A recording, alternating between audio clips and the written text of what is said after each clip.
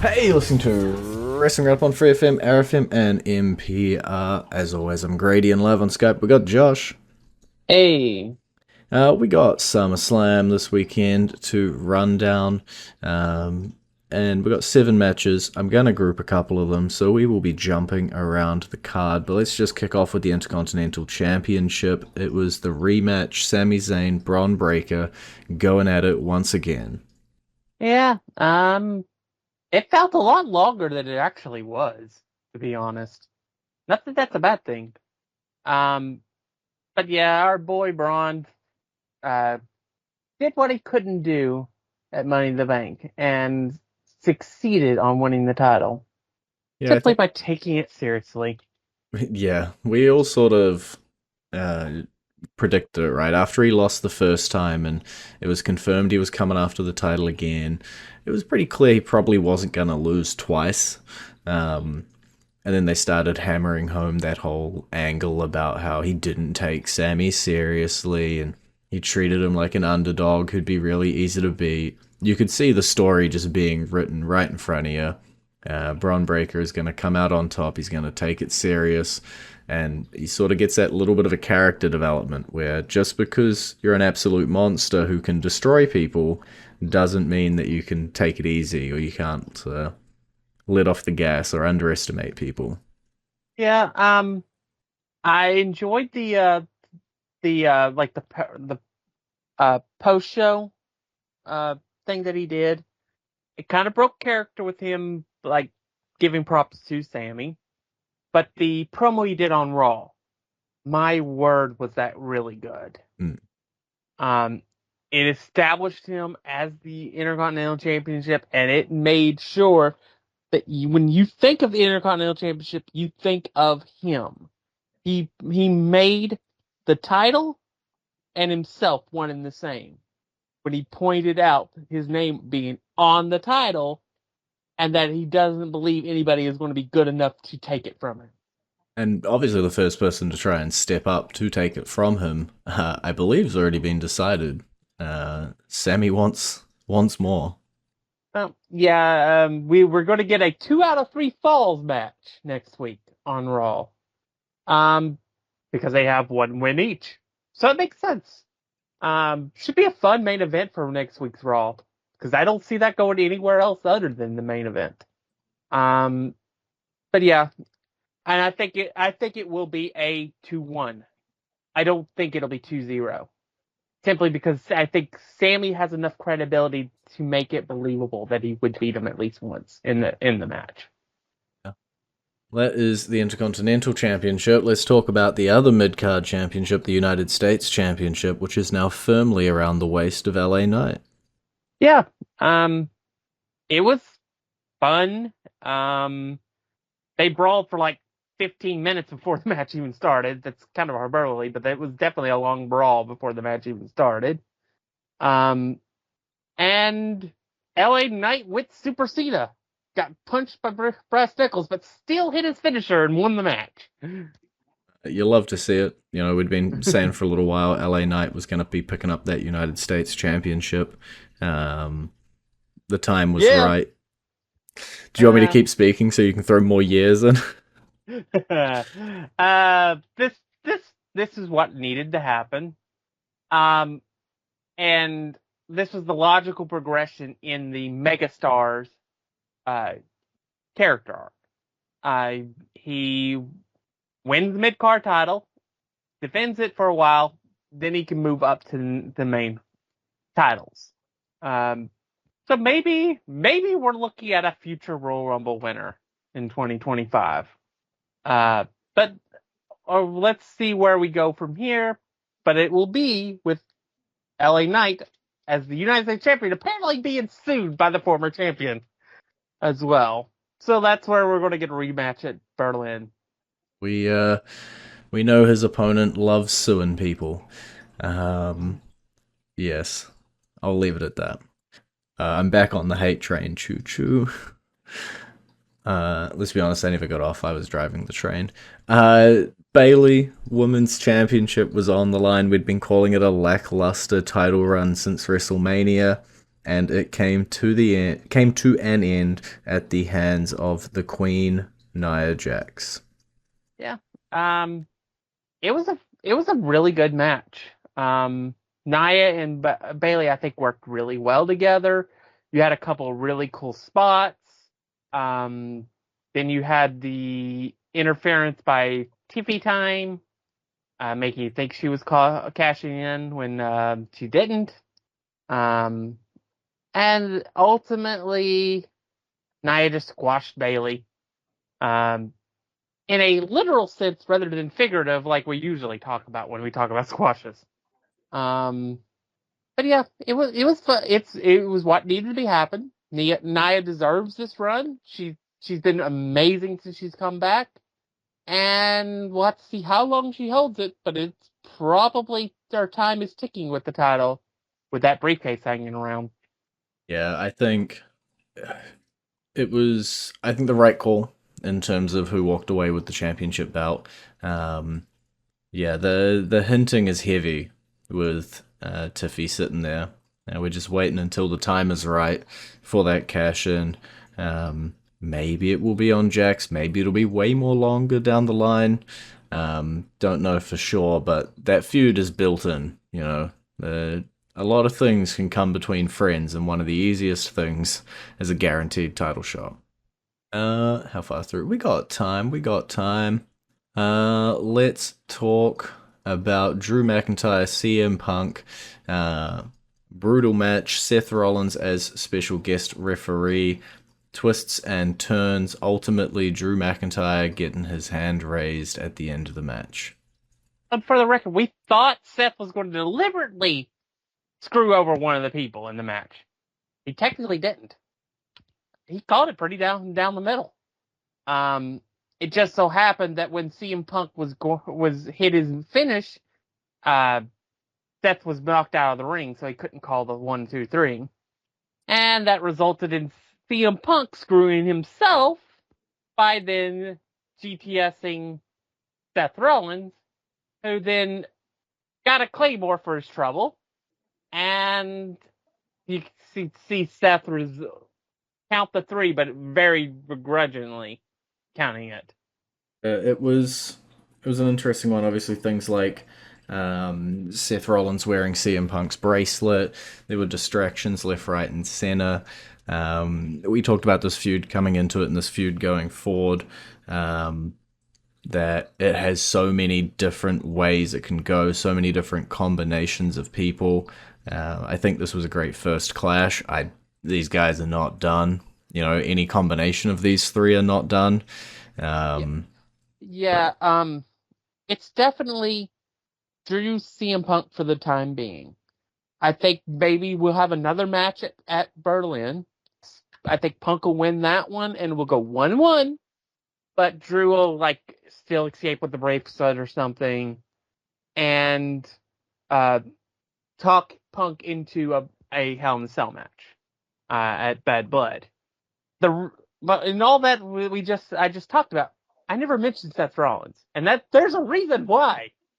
Seth Rollins We're too busy has scraping him up off the ring. yeah,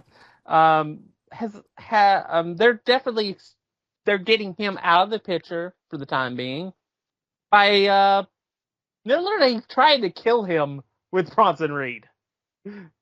Phenomenal stuff that segment was on Raw.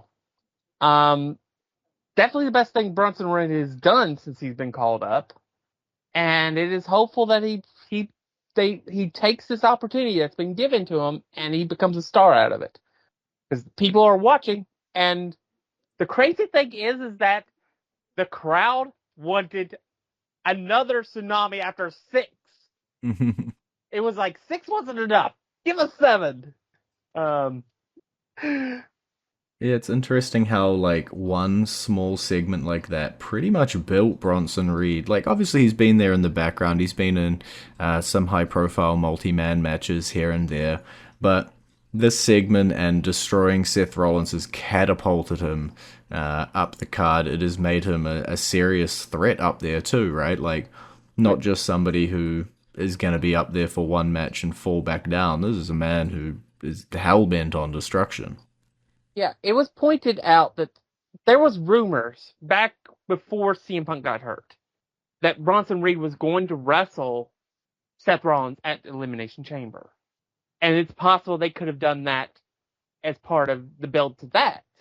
Although that would be pretty stupid to do because of the briefcase still existed at that point. So, but yeah, it's just, I really hope for the best, because when I mentioned squashing Bayley, I was like, I really hope we have time to talk about this, because if WWE can make another monster big guy and have him be the next big guy that's like you can depend on out of Bronson Reed, he'll be a made man. You can throw him in any feud and it will make sense because of his size. Yeah, I think Bronson was meant to have that highlight spot at Elimination Chamber Perth in his home country, but I think, if I recall correctly, there was a birth of his child or something that interfered with him as well. Yeah, as well as CM Punk's injury as well, kind of just derailed plans too. So it's good to see the train get back on the tracks, right? Like, so many times we see a push or a big moment get derailed because of an event or three, and then they're just gone. The chance is completely lost. And it's good to see that Final Testament. that the powers that be see something in Bronson and are willing to go back to the well, even though circumstances didn't let it happen the first time. But yeah, it was a segment that wasn't really seen coming. I mean, he did have the promo earlier where he was like being tired of not being respected by Adam Pearce. And he said he was going to do something to make people notice him. But we didn't know what. And we didn't see it coming because the whole segment was about CM Punk, and then Seth Rollins comes out, and then you have Drew taunt CM Punk away, and then out of nowhere, Bronson Reed comes out and just levels Seth Rollins. And you know what? Let's go into our entrance theme this week. Let's go into that roughly halfway through the show, and it is none other than our brand new WWE Women's Champion, Queen Nia Jax.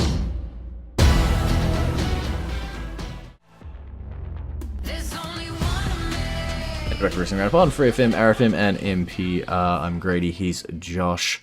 I'm gonna skip over the Judgment Day stuff, and I'm gonna talk about the main event, Cody Rhodes, Solo Sikoa, Bloodline rules match for the undisputed WWE Championship. Interferences galore. Kevin Owens, Randy Orton come on out to help. I'm sure you'll gloat about that. And then ultimately the big return at the end. Yeah, it was a 30-minute match, just about. And the interference didn't really happen for like the first 15, 20 minutes. Much like at WrestleMania. This was easily Solo Sikoa's best match that he's had yet. It was hard-hitting. There was several moments where you thought maybe Solo could do it. I do wonder if maybe they did an audible towards the end of the match. Because of the potential injury. We don't know how serious to Jacob Fatu. Because I'm almost certain that I think Jey Uso was supposed to neutralize Jacob Fatu. But the injury took him out of the picture. So I think they just sped things up and had Roman come out when he did. It's an interesting one. I've heard, obviously, reading around on the internet, everybody's, split into two camps. Was the injury real? Was the injury not? If it was, super unfortunate given Fatu has been a dominant monster. They just picked up the tag titles. Obviously, you got to back up with the tag titles, but, Fatu, his looming figure over this new bloodline really is the exclamation mark on the group, and I think that's hurt a little bit if you put him in a moon boot or if he has to take some time off. But we'll have to wait and see. If it is not a real injury, if it was just really great acting from him, then I think it's a pretty cool way to have sort of equalized it.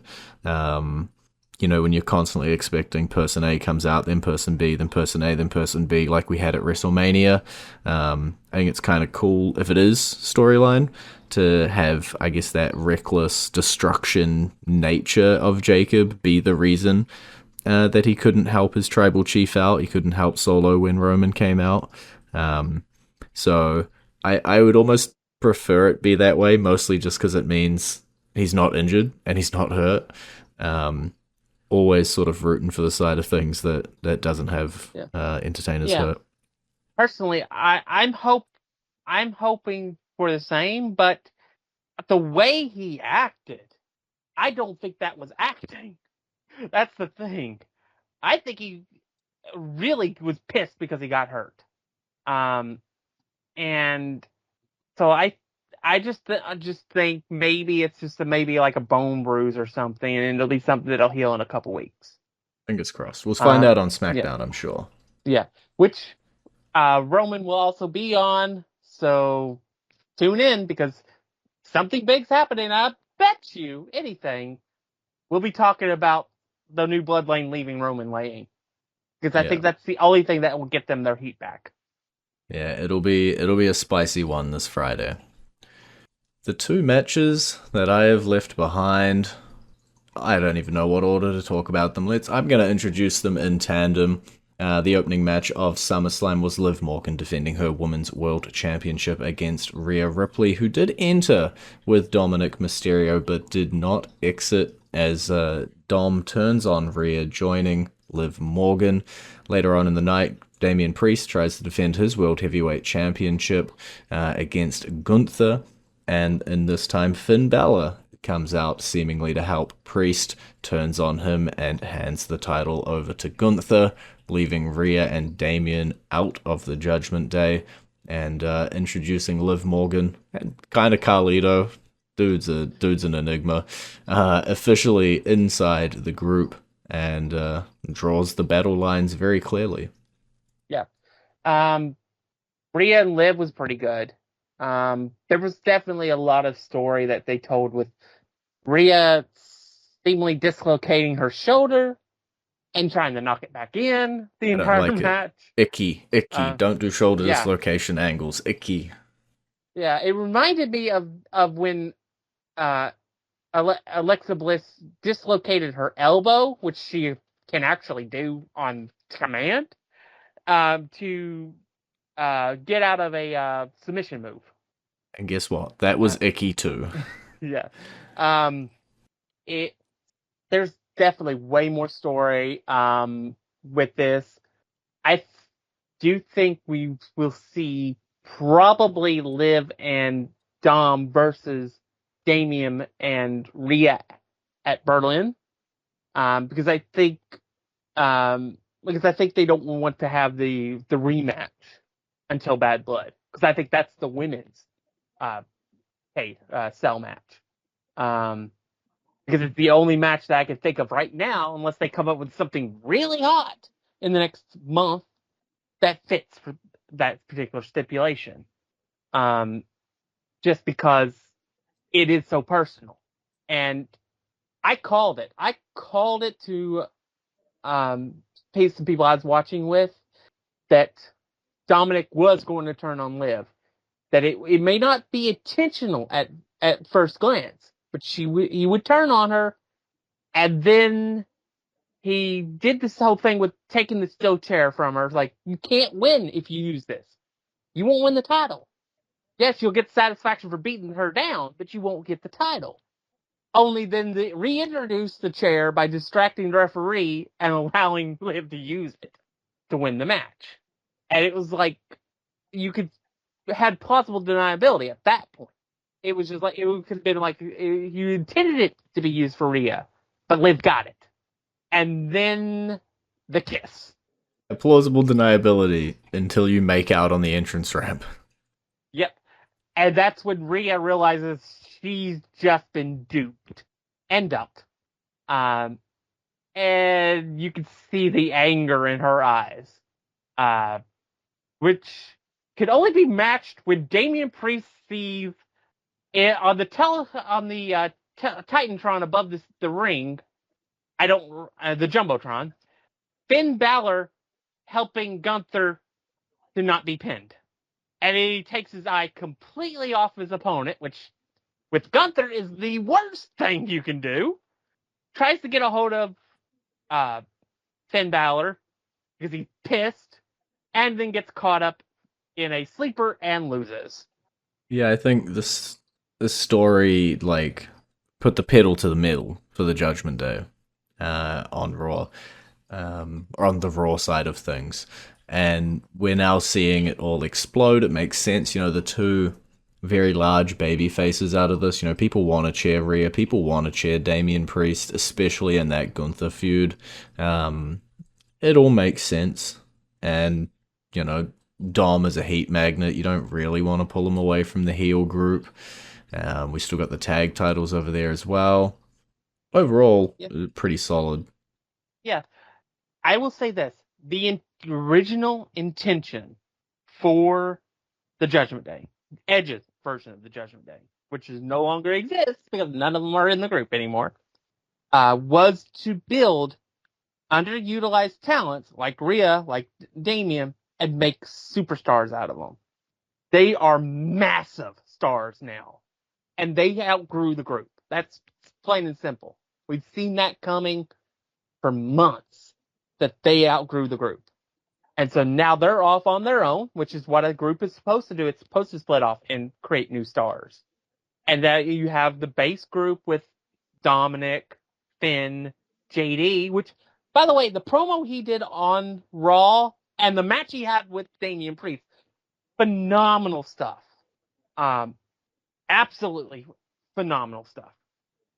Just reminding that he's actually the all-star for this faction, because he's the guy that you can get to. He's the guy that you can do stuff to and it not hurt. But he's also really, really good in the ring.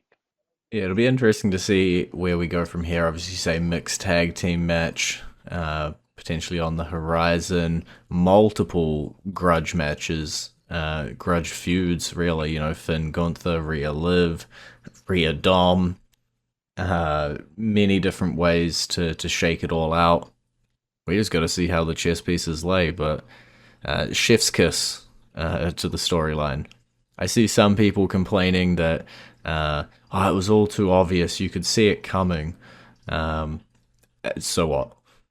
Yeah, obvious is not always bad. It's better than swerving for the sake of swerving. Yeah. And we've only got a couple minutes left, but I do want to mention the main event of Raw, the in-ring debut of the Wyatt Six, Rowan, Joe Gacy, and Dexter Lumis, taking on Chad Gable and the Creed brothers. Quite a bit of homage, and ultimately the Wyatt Six, as you would expect, standing tall at the end of the show. Yeah. I did not realize until they spelled it out in the earlier promo that it was 11 years to the day the original Wyatt family debuted on the main roster. Oh. That was an incredible little tidbit. And it was in the same building, too. That just was a little thing. And they did these old packages and stuff all throughout the night, showing the importance of it. They gave Joe Gacy his character profile. I'm so glad they stopped with the whole showing up and giving the tape to them, because that was getting goofy. But the biggest thing is that they're real people. They are not the Fiend. They are. You can't hurt them. They are normal people. They just do regular things in the ring. It's not super hokey and all that. I have to see more, but I liked what I saw. Yeah, I think it's interesting, the whole anniversary with the original Wyatt family, because that is what it really feels like. You got Uncle Howdy sitting outside, watching his human disciples. It's weird, I feel like I have to define them as human. But his human disciples just go in the ring and beat people. It worked back then, works now. And that had to feel special for Eric Rowan in particular, because he got the cheers. He was the one the fans wanted. And he got the hot tag. And the crowd went nuts for him. He has never been more over than he is right now. And that is incredible. And I'm so happy for him. And I'm so sad that it's the circumstances that had to happen for it to happen. He's not just Rowan. No. Well, that is all we've got time for this week. It's been great talking to you. Maybe. You can visit our Facebook page, facebook.com/wrestling R&D up, or our Twitter page, twitter.com/wrestling R&D up, or our YouTube page, youtube.com/wrestling RND up. And we will catch you next week.